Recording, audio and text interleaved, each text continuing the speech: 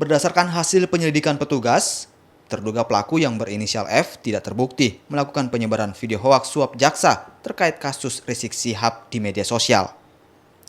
Menurut penyidik, akun pribadi bersangkutan telah diretas oleh seseorang. Namun, penyidik masih menyita telepon seluler F sebagai barang bukti. Sementara itu, F yang sehari-harinya bekerja sebagai penjual ayam mengaku tidak mengetahui tentang penyebaran video hoaks tersebut. Akibat kejadian ini, F terpaksa kehilangan pekerjaannya lantaran dipecat oleh pemilik usaha penjualan ayam potong. Untuk terkait masalah ini memang sebelumnya tidak tahu memang. Nggak tahu sama sekali. Tidak tahu sama sekali.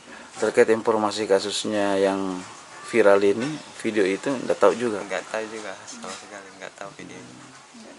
Berarti pernah lihat video. setelah kejadian Anda diamankan baru tahu Iya. bahwa ada kejadian seperti ini. Iya betul. Retas dan mengupload video itu.